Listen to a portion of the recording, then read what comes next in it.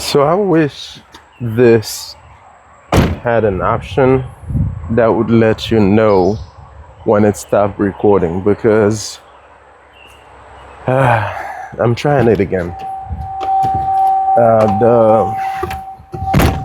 The image quality on the back facing camera on the back camera is so much nicer. So I decided to give it another shot. But I'm moving because where I parked the car to set up um, the camera, it's right next to the road, and it's a busy road, so it's very noisy. So I'm going to try to move a little bit away from this area. I'm not too familiar with this is a park, so I'm not too familiar of where I could stop or not, but we're going to look around just a little bit. It's been a while since I last read. I've tried to read off camera, like I said in the last video. I should really. Oh, this is a one-way, so there is no way to go back around. Yeah, so there is. Yeah, I should really try to read off camera. I'll get more out of it, obviously, because when I read here for 15-30 minutes, it's very little time reading, and I feel it in me that I need to. And lately, my algorithm has been full of these book reviews and people talking about read this book, read that book, this and that. I'm just gonna.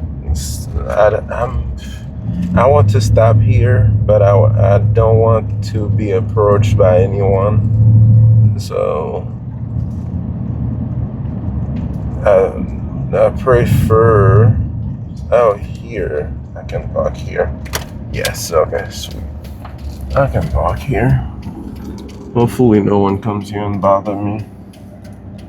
Honestly, I don't want to be bothered. Yeah, let me see. I tried to put the windows down because, yeah, it's kind of loud. It's kind of noisy here, but it's not as loud because there's a road right in front of me. It's not as busy as the other one. But as I was saying, what was I saying? Yes, about reading. Yes, so I should read. I should dedicate, not even dedicating because it's there are times I'm starting to notice. There are a lot of times when I'm like, instead of scrolling, I should be reading now. But I guess I haven't. I don't know. It's something. It's something very little holding me back from switching from scrolling to let's pick up the book. But I feel like I'm almost there. Maybe I need to do this more, then I will have more of an urge to swap the phone for the book because I don't know. I think I'm starting to like reading.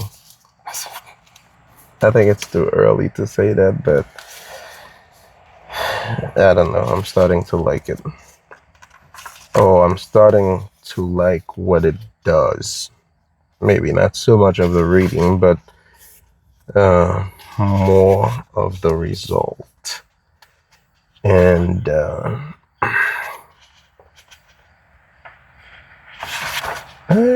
I can't remember where I left off.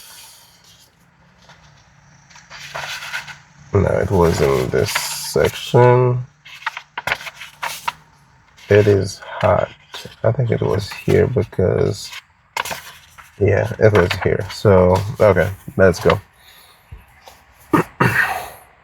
Okay, so because I'm using the back camera, I can't see how long into the video I am.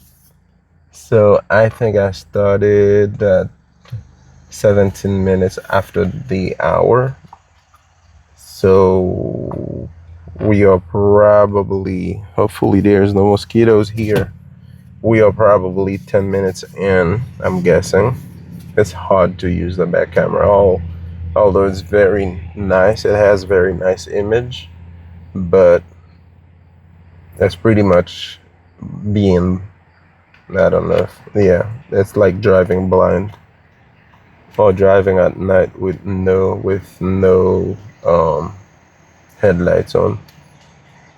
Actually, this spot is not good because I can see the road that's next to where I'm parked, and it's very distracting. So as you can see, I'm having a hard time um, looking at the camera as I should, because there are a lot of cars driving by. Not a lot, but they kind of catch my eye. Okay, let's go. From this one, I got 2 pages left. I think I'm gonna read this and then start a new video because we should. Okay, let's finish this and then we'll see what we do next. From a certain height, we can see it. Many of our most iconic endeavors, from recent Nobel Prize winner discoveries to entrepreneurial invention, classic works of literature, dance and visual arts, with in fact not achievements but corrections, after after an arrow's past flight. I have long had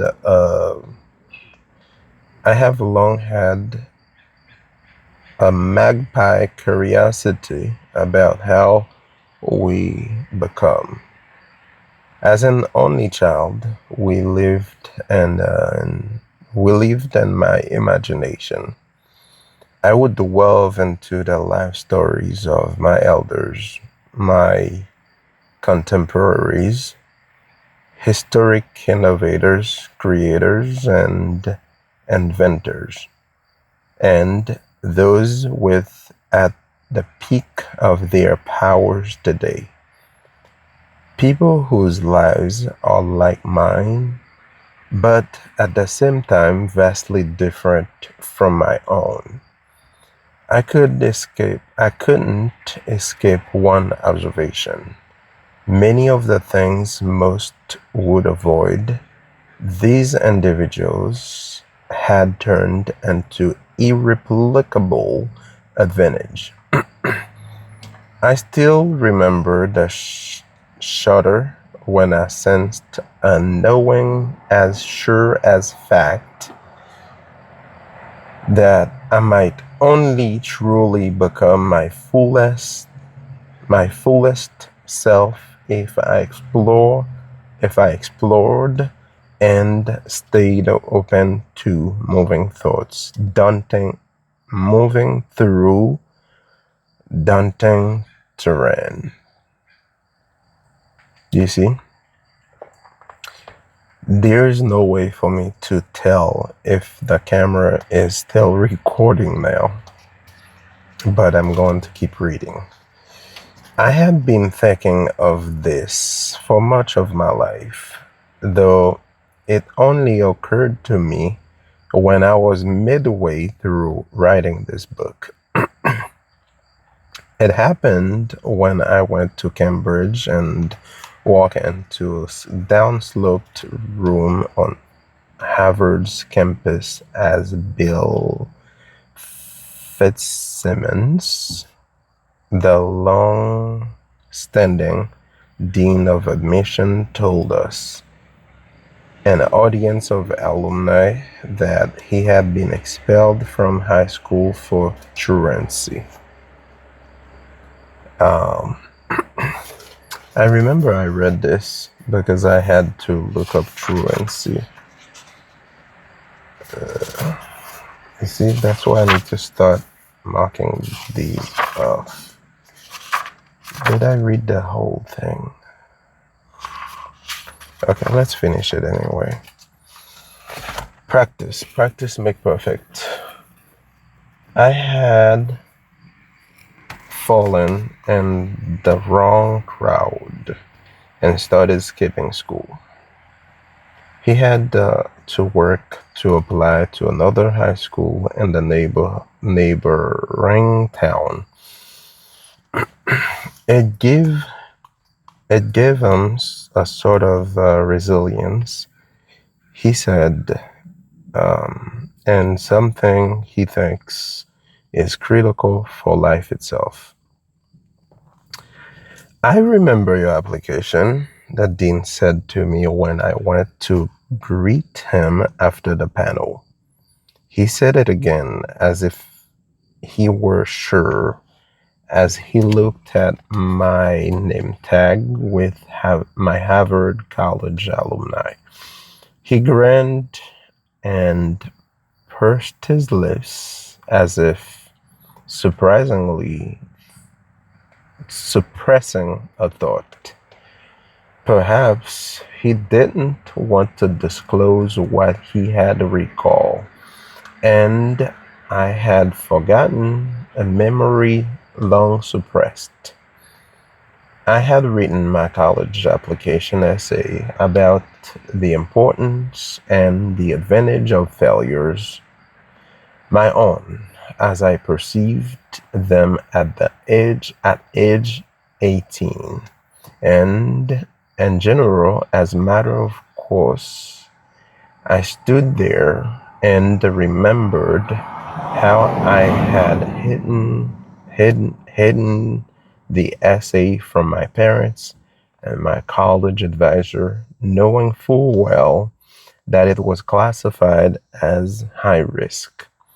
I revealed it at the last minute, so if there were any objections, the lack of any substitute essay would force their hand and let me send it in. I wanted to explore in writing what I was beginning to sense about life. That discoveries, innovations, and creative endeavors often, perhaps even only, come from uncommon ground. And hence, in hindsight, I realized that I was focused on improbable rises because I was beginning to live with the gift of what it means to be underestimated. What happens when the world often assumes before you've even uttered a word that you could be a failure, based on not fitting a given expectation of the human package, in which some expect to find excellence. And how have people turned that into an advantage to meet their aspirations, their dreams, to meet their aspirations, their dreams? It was a belief that had crystallized when I would visit my maternal grandparents who lived in rural Virginia. and a wooden house that was just about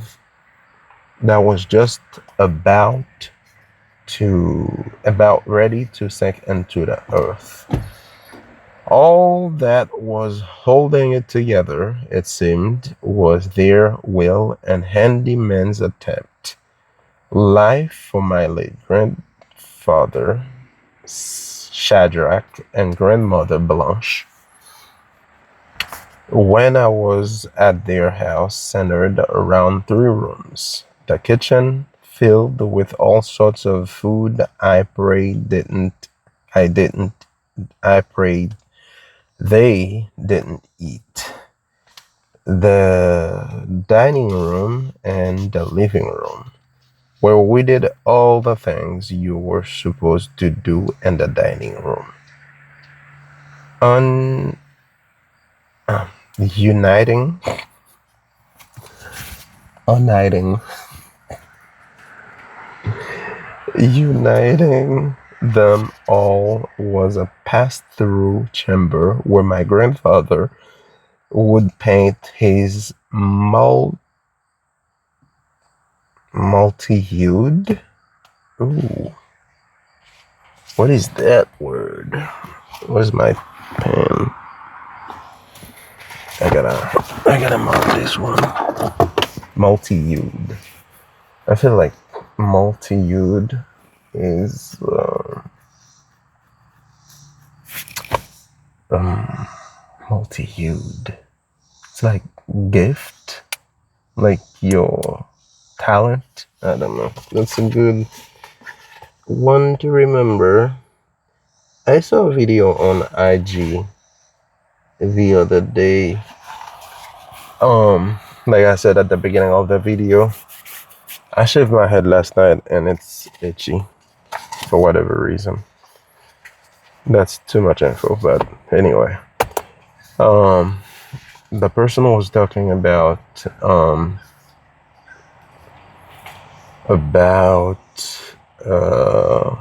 when you're reading a book and as you come across words that you do not know the definition, the meanings of, it's good to keep a notepad.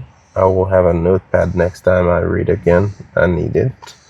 And write down the words that you do not know the definition of and what page number they were on. I don't remember the purpose of doing that. I think it's pretty much to recollect the information. It's like a way to build up on your critical thinking, a way to help you solve problems, to come up with solutions, whatever. But yeah.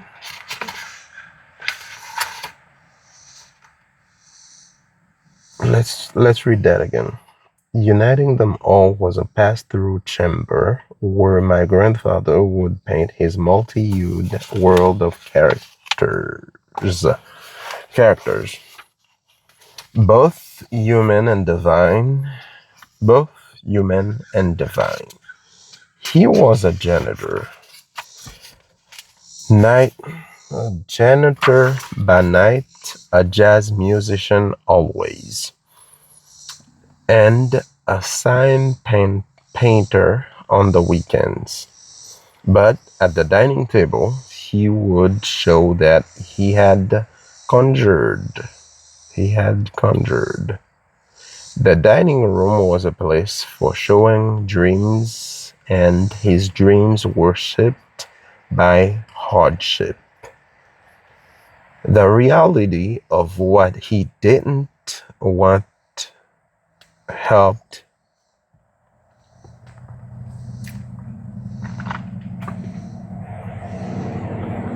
The reality of what he didn't want helped him more clearly conjure what he did, and and it aided who he would become.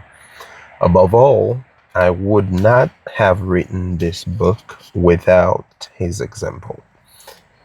As I stood there in the room in Cambridge, I realized that 15 years later, I was still thinking about the unheralded yet vital ways that we recreate our future selves. Um, we have heard the stories of Duke Ellington would say, I merely took the energy it takes to pout and wrote some blues. Tennis, Tennessee Williams felt that apparent failure motivated him and motivated him. He said, he said, it sends me back to my typewriter that very night before the reviews are out. I am more compelled to get back to work than if I had a success. Many have heard that Thomas Edison. I can't. Okay, start over. He said,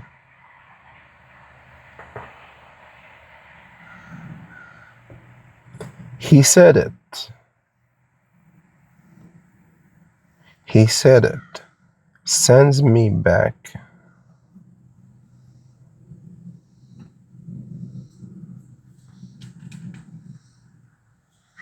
Huh. Okay. He said, it sends me back to my typewriter. So, I don't know why, but I guess the first time I read this book where it says, he said, I put a comma and there is the semicolons before it. I crossed out. I was trying to be the editor of this book. I moved it to before it because I guess I could not articulate this sentence. And here I am, what, 4 years? I want to say 4 years. 4 years. No, it's not 3 years.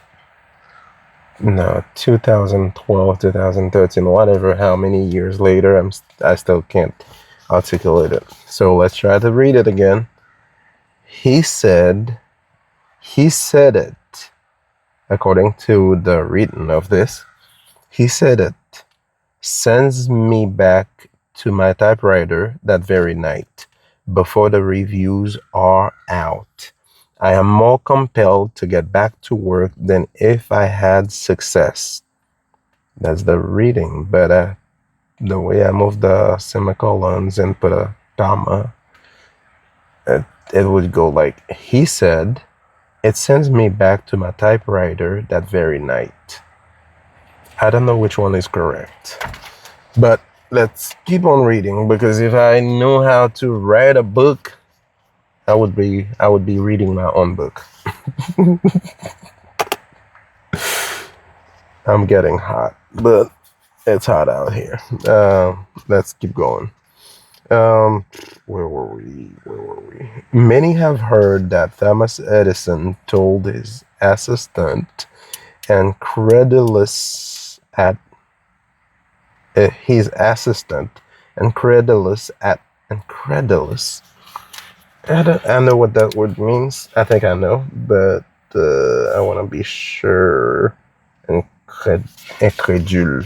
It's like, is that incredule? Incredulous is like an idiot, right? I think. I'll look it up.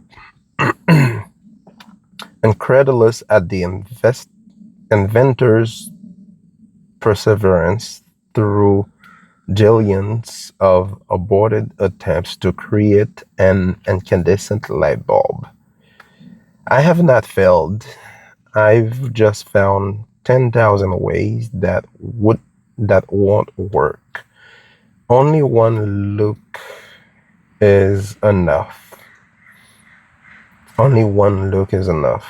Hardly one copy would sell here. Hardly one. Hardly one. Many thanks. Read part of the rejection letter that uh, Gert, Gertrude. Okay, here's what I struggle with a lot. I struggle with. I don't think native French speakers have that same issue. Maybe it's something that is very specific to me. I struggle to pronounce French words in English. I don't know why, but that connection doesn't exist. That connection doesn't exist in my mind, and a French word should be pronounced in English. So this is Gertrude, but instinctively I want to say Gertrude. That's totally different. But keep going. Gertrude Stein received from a publisher in 1912. Sorting through dross, arts, entrepreneurs, and innovators, innovators have learned to transform SQ, striving. SQ. I can't remember what that means. The telegraph, the device that underlies the communication revolution, was invented by painter Samuel F.B. Morse, who turned the stretcher bars from what he felt was a failed picture into the first telegraph device. The 1930s RK all-screen test response, can't sign, can't act, balding, can dance a little, was in reference to Fred Astaire.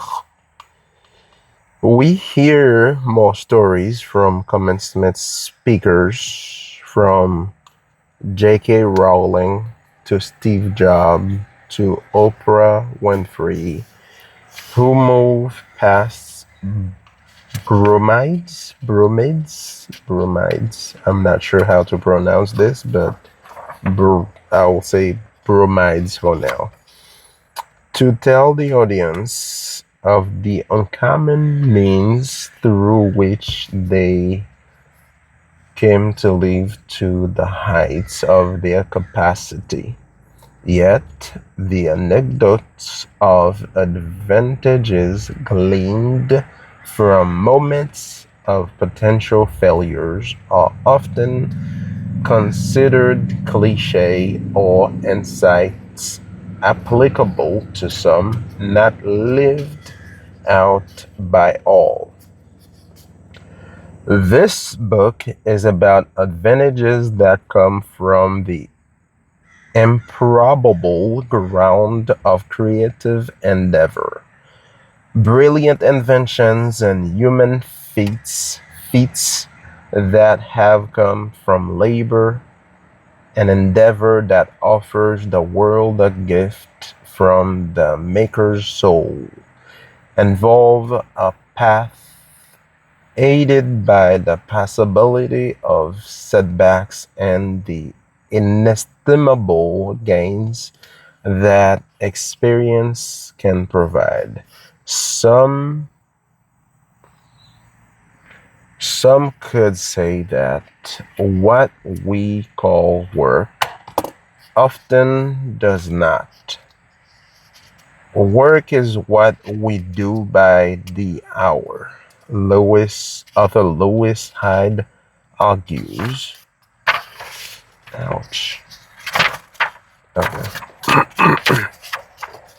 The video is getting too long, but I've got 3 pages left. I don't want to start a new video, sorry. Uh, Author Lewis Hyde argues, but labor sets its own pace. We may get paid for it. Jeez. We may get paid for it, but it's harder to qualify. Written a poem, raising a child, developing a new calculus, resolving a neurosis invention, and all forms. These are labors. A division,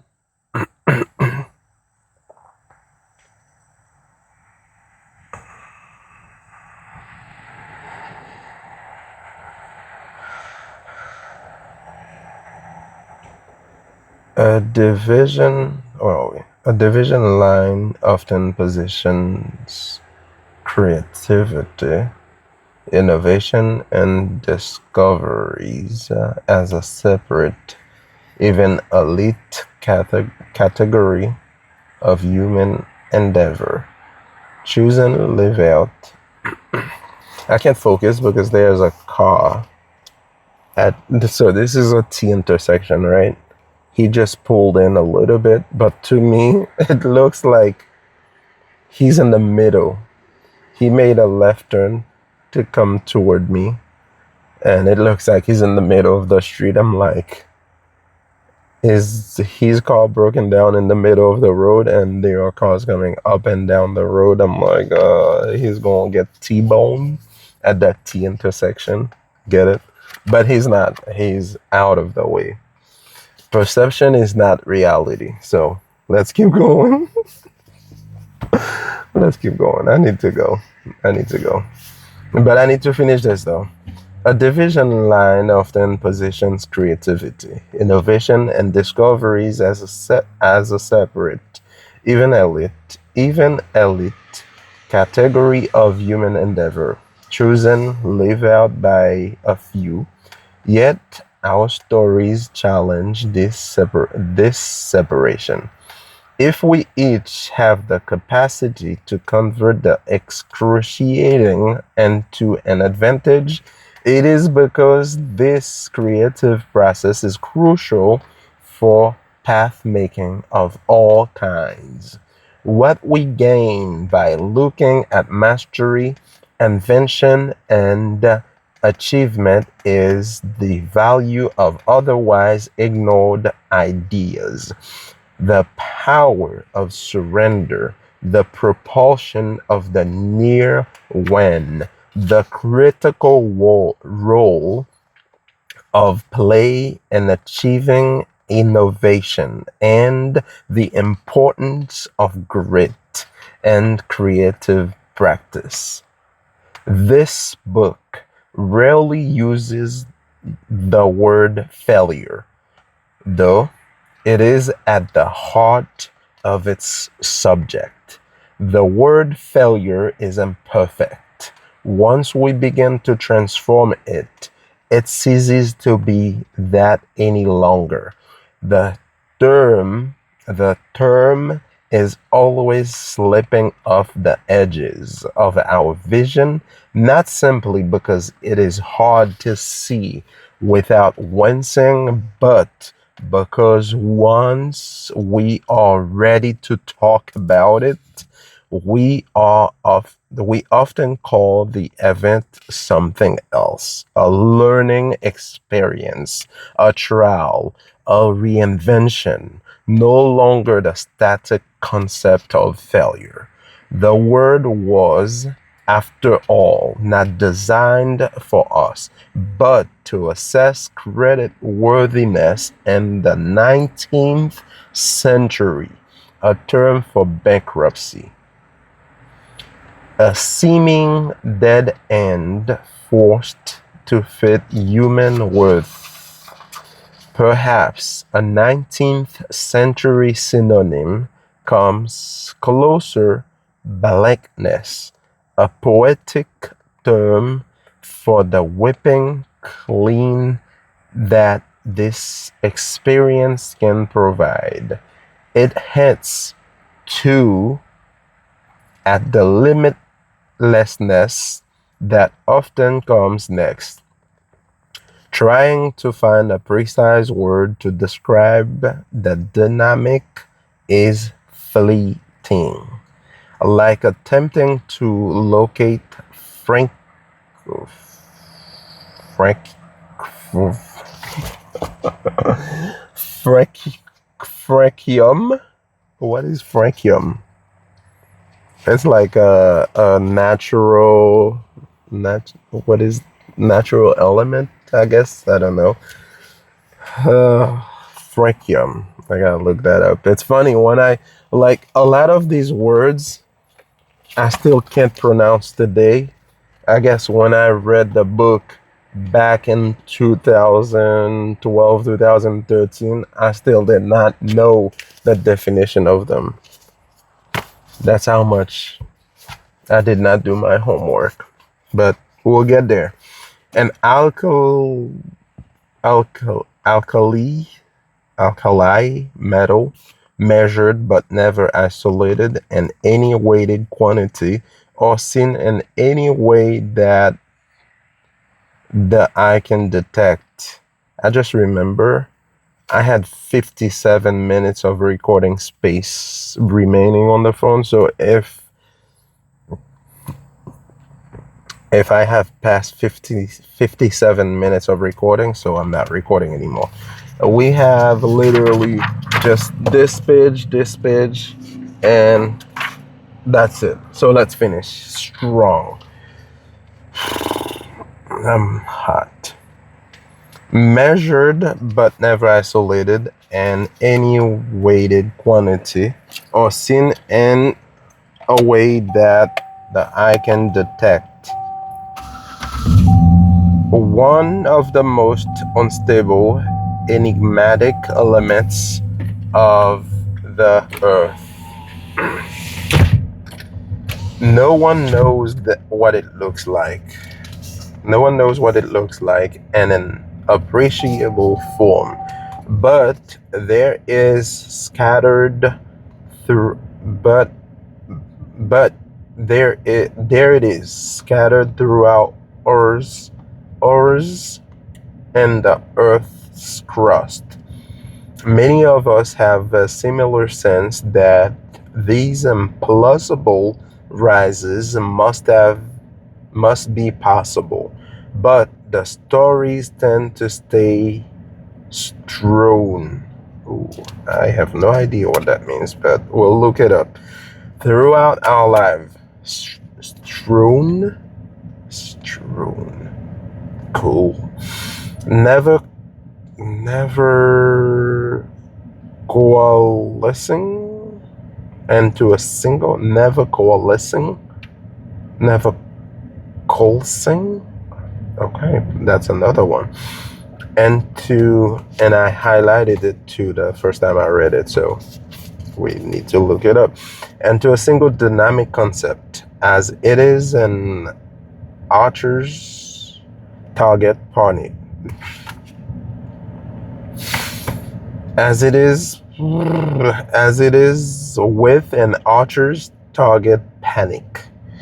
An experience widely felt, but not often glimpsed. The phenomenon remains hidden and little discussed. Partial ideas do exist: resilience, reinvention, and grit.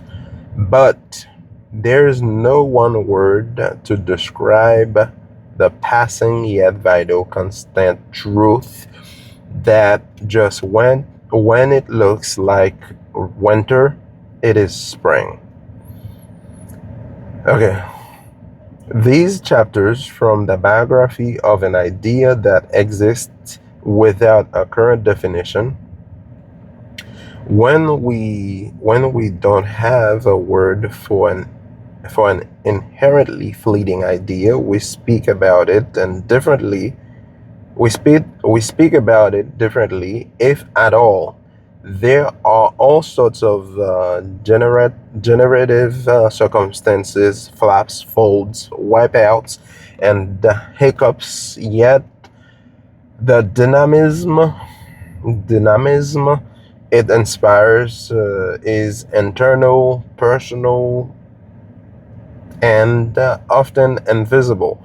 As legendary playwright Christopher Fry reminds us, who apart from ourselves can see any difference between our victories and our defeats? It is a cliche to say simply we learn the most from failure.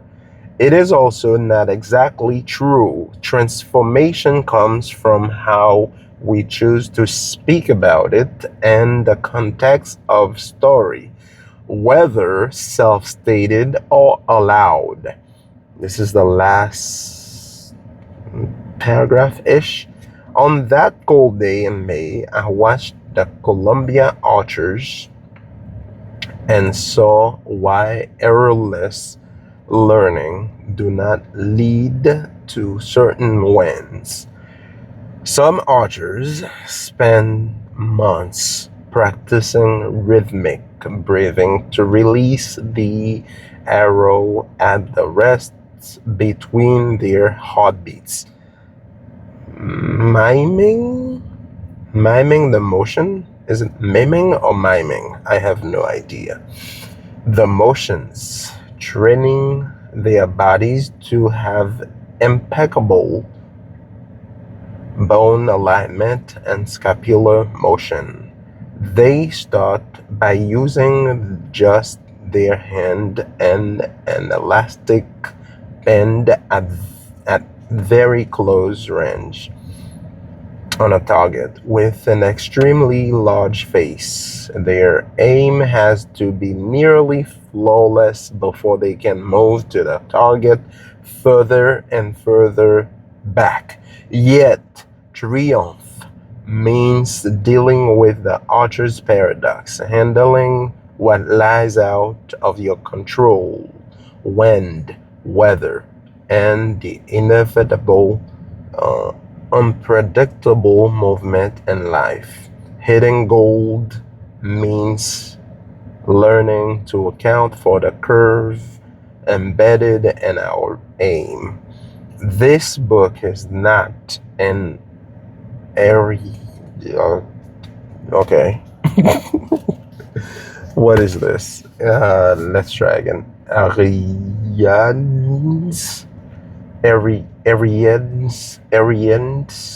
thread. We gotta look this up. It's like a law or something. Ariane's thread, not a string that prescribe how to win our way through difficult circumstances. It is an exploration, an atlas of stories about our human capacity, a narrative-driven investigation of fact and sense long before science confirmed them. The many who appear on these pages give me their trust to present their journeys and often offered me a critical reminder, one that created the unintended thesis of this book. It is the creative process what drives invention, discovery, and culture that reminds us of how to nimbly convert so-called failure into an irreplaceable advantage. It is an idea once known, lived out, taken for granted, and now I hope no longer forgotten. Woo! Okay, we are done. I'm so hot. The AC is running, but I am hot. Next, I think, okay, here's what I think. As I get deeper into the pages of this book, okay, I'm going to end this video if it didn't already end by itself, and then we'll pick up here with some commentary and feedback of what I have observed so far. I'll see you on the next one. Thank you for watching. That was a very, very long video. I'm sorry.